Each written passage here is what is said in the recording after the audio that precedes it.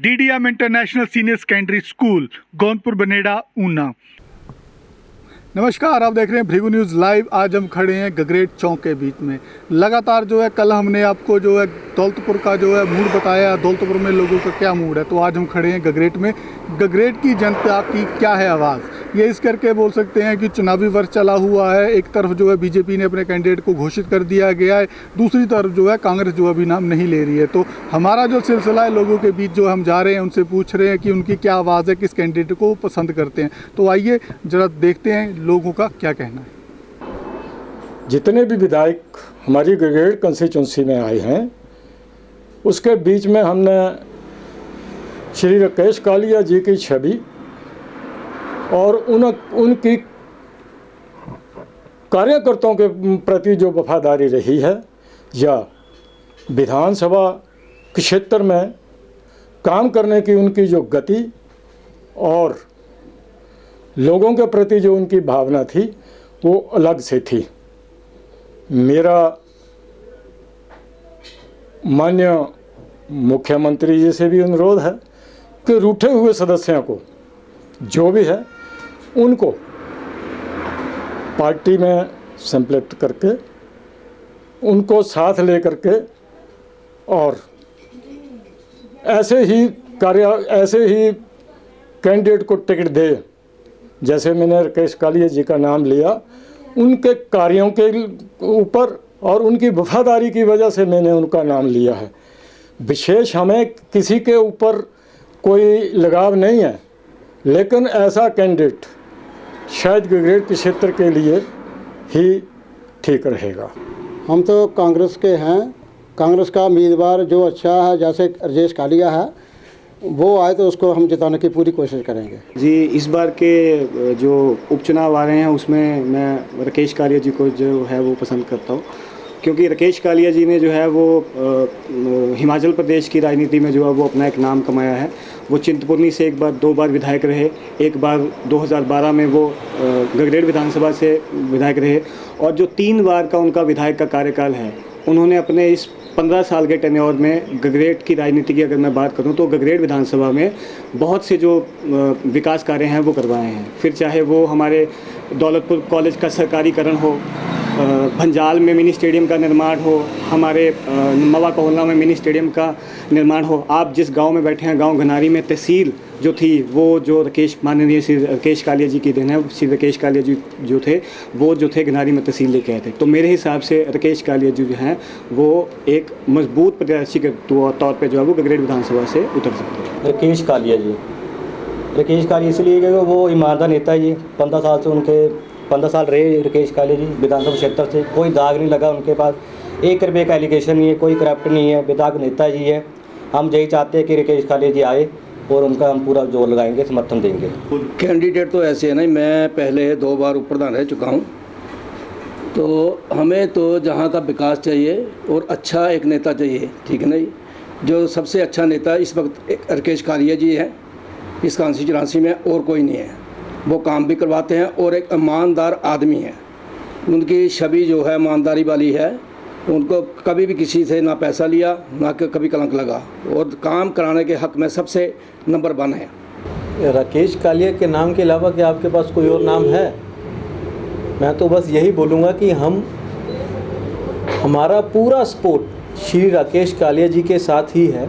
उनसे ज़्यादा ईमानदार नेता इस विधानसभा में आज तक तो कोई नहीं मिला, और मैं यही चाहूँगा कि हम सब बढ़ चढ़ कर राकेश कालिया जी का साथ दें और ऐसी राजनीति का विरोध करके हम उनको ऊपर पहुंचाएं। हमारे को तो राकेश कालिया साहब बहुत अच्छे काम किए उन्होंने अपने 15 साल के टेन्योर में, ठीक है। कोई करप्शन का केस नहीं, सबसे बड़ी बात है, नहीं तो जितनी बातें करप्शन करने के चक्कर में रहते हैं, ठीक है। और बहुत साफ़ सुथरी छवि वाले हमारे जो राकेश कालिया जी है ना, ठीक है जी। हाँ, तो हम नहीं कोई मतलब अपना कैंडिडेट चुना। मेरे हिसाब से राकेश कालिया जी अच्छे नेता हैं जी, और बढ़िया नेता हैं, ईमानदार नेता हैं, पहले भी रहे हैं, और बिल्कुल अच्छे, कोई मतलब नहीं, जो मर्जी जाए, जो मर्जी मिले उनके पास, सबसे बड़ी बात है, कोई भी मिले उनसे, गाड़ी चाहे यहाँ से हाथ डालो, उसी पर गाड़ी खड़ी कर देते हैं, बताओ क्या प्रॉब्लम। सबसे अच्छे नेता हैं, वो मिलनी चाहिए और हमारे साथ से जुड़ जाएंगे इस बार, वो अच्छी वोटें। सबसे अच्छा जो हमारे पास इस टाइम विधायक है वो पुराने राकेश कालिया जी हैं, जिनकी छवि बिल्कुल साफ़ है। 3 बार विधायक रह चुके हैं, आज दिन तक उनको कोई किसी का भी दाग नहीं है कि किसी से पैसा मांगा हो या किसी से कुछ कहा हो या कोई रिश्वत ली हो। इससे बढ़िया विधायक कांग्रेस के पास और नहीं हो सकता। इनको देंगे तो ज़रूर कांग्रेस की जीत होगी। मैं तो राकेश कालिया जी को जी, काफ़ी ईमानदार छवि है उनकी, और अगर आज़ाद भी खड़ेंगे तब भी हम उनके साथ हैं जी, राकेश कालिया। हम तो ईमानदार और बढ़िया जो छवि वाला कैंडिडेट हो हमारा, वही अच्छा ही। जैसे इस विधानसभा में राकेश कालिया जी हैं, वो अच्छे छवि के हैं। हमें चाहिए राकेश कालिया की तरह नेता, जो कि हमें जब मर्जी हम बात कर सकें उनसे, वो हमारे हल कर सके। और उन्होंने पहले भी अच्छा काम किया हुआ है, जो पिछला टर्म हुआ था उसमें भी अच्छा काम किया हुआ है। तो हम चाहते हैं कि इस बार भी राकेश कालिया का जो टिकट मिलती है तो ठीक है, नहीं तो वो आज़ाद भी खड़े होंगे तब भी हम उनकी सपोर्ट करेंगे। वो जिसकी छवि अच्छी हो, और जो हमारे माननीय राकेश कालिया जी हैं, पहले 3 बार विधायक रह चुके हैं, 1 बार MPACC सेक्रेटरी अध्यक्ष रह चुके हैं, और उनका इतने 3-4 बार जो MLA जीते हैं, उस करियर में उनमें कोई भी दाग नहीं है। और इधर जैसे कि अभी करप्शन चली हुई है कि ठगीबाजी, धोखाधड़ी, क्रैशर वालों से कमीशन है, एक ऑटो वाले से भी कमीशन लिया जा रहा है, और तो और जो बंदा शाम को गोलगप्पे वगैरह की रेडी लगा रहा है, ऑटो चला रहा है, उससे भी महीने का 500-600 ये कमीशन कर रखे हैं। सानू राकेश कालिया साहब चाहिए ना, और बड़े अच्छे ईमानदार नेता ना। 15 साल उन्होंने अपनी सर्विस दी है, तो बड़ी अच्छी जनता मतलब सारी ठीक ठाक रही है। सानू किसी चीज़ की कोई प्रॉब्लम नहीं रही। असीं कभी भी कालिया साहब नूं गलिया तो साडा सारा काम होंदा गया, और कालिया ईमानदार नेता सानू यही चाहिए नेता। श्री राकेश कालिया जी जो हमारे यहाँ से लोकल हैं और पिछले 10 वर्षों से यहाँ पर काम करते आ रहे हैं, वो इस बार अगर उनको कांग्रेस पार्टी टिकट देती है तो भी ठीक है, अगर वो आज़ाद लड़ते हैं तो भी हम सब और हमारा गांव उनके साथ है। हमारे गगरेट कंस्टिट्यूंसी से हम यहाँ पे सभी की, मेरी नहीं सभी की यहाँ पे पसंद है राकेश कालिया जी, जो 2-3 बार पहले जीत चुके हैं।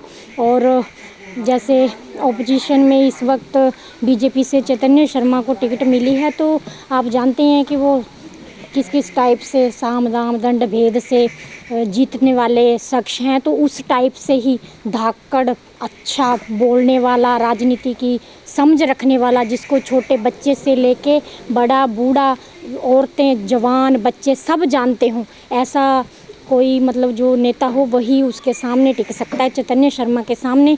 तो अगर राकेश कालिया जी को टिकट मिलती है तो हमने फील्ड में भी देखा है कि बहुत सारे लोग बात करते हैं कि अगर कालिया जी को टिकट मिलती है तो हम 100% उनको वोट डालेंगे और जिताएंगे। श्री राकेश कालिया जी हमारे नेता हैं, और वो ही, उनको ही टिकट मिलना चाहिए, और वो ही जहाँ पर अच्छे ढंग से सीख सकते हैं। सबसे अच्छे ईमानदार, पुरुषार्थी और उच्च शक्ति के राजनीतिज्ञ हैं। उनका काम बहुत अच्छा था, मगर 14 मास पहले जो हुआ वो जल्दी उसका पटाक्षेप हो गया, और ये वापस कालिया जी आएंगे और कालिया जी को टिकट मिलना चाहिए। अगर वो आज़ाद भी खड़े हैं, अगर वो आज़ाद भी खड़े हो जाते हैं, अगर टिकट नहीं मिलता है तो भी उनको ही सब हमारे सारे कांग्रेसी और कुछ बीजेपी के भी सदस्य जो हैं वो उनको ही वोट देकर उनको विजयी बनाएंगे। फ़िलहाल तो राकेश कालिया जी हैं, जिन्होंने यहाँ पे पिछले 10 साल से इन्होंने यहाँ पे कार्य अपना कर रखा है। यहाँ पे उनका निवास स्थान भी है, और वो यहाँ लोगों के बीच रहते हुए मिलते जुलते भी हैं, इसलिए हमारे पसंदीदा नेता राकेश कालिया जी। यदि कांग्रेस टिकट नहीं देती है तो ये कांग्रेस की गलती होगी कि जीतने वाले उम्मीदवार को टिकट नहीं दे रहे हैं। तो आगे कांग्रेस की मर्जी है, हम इसके बारे में कुछ बोलना नहीं चाहते। यदि वो आज़ाद भी खड़े होते हैं तब भी पब्लिक उनके साथ है। लोग ये बोल रहे हैं कि राकेश कालिया जो है वो एक ईमानदार आदमी है, तो इस बार वोट कांग्रेस के लिए नहीं, राकेश कालिया के लिए करेंगे। कि हमारे पिछली टाइम में 5 साल राकेश कालिया जी ने बिल्कुल दिल जान से काम किया और लोगों की समस्या सुनी, बढ़ चढ़ के काम किया, और 5 साल इन्होंने हर आदमी के साथ जुड़े रहे, हर के घर जाते रहे, कोई भी छोटे मोटे काम में करते रहे, पार्टी के किसी भी आदमी के ऊपर आंच नहीं आने दी, और उनकी जितनी हो सकी उतनी मदद की। समर्थन की बात ऐसे कि अगर मेरा सीधी सी बात यह है कि राकेश कालिया जी जो हमारे पूर्व में 3 बार विधायक रहे हैं और वो पार्टी के कांग्रेस पार्टी के राष्ट्रीय सचिव भी रहे हैं, तो उनको कांग्रेस पार्टी में हमारी जो हाईकमान है उनको कांग्रेस पार्टी में वापस लाए, क्योंकि उन्होंने बीजेपी से भी इस्तीफ़ा दे दिया है। अगर आज की जो डेट है उसमें राकेश कालिया जी को कांग्रेस पार्टी अपना प्रत्याशी बनाती है तो ये मान के चलिए कि यहाँ से बीजेपी का, मैं ज़्यादा नहीं बोलता, तो बीजेपी की यहाँ से बहुत बुरी हार होगी। एक प्रदेश में आज तक की सबसे बुरी हार होगी बीजेपी की, वो गगरेट विधानसभा से होगी। तो इसके साथ मैं थोड़ा सा और जोड़ना चाहूँगा कि कई लोग कुछ भी बोल रहे हैं आजकल, लेकिन मैं राकेश कालिया के पक्ष में एक बात बोलनी चाहूँगा कि राकेश कालिया जी बहुत ही निष्ठावान कांग्रेसी रहे हैं।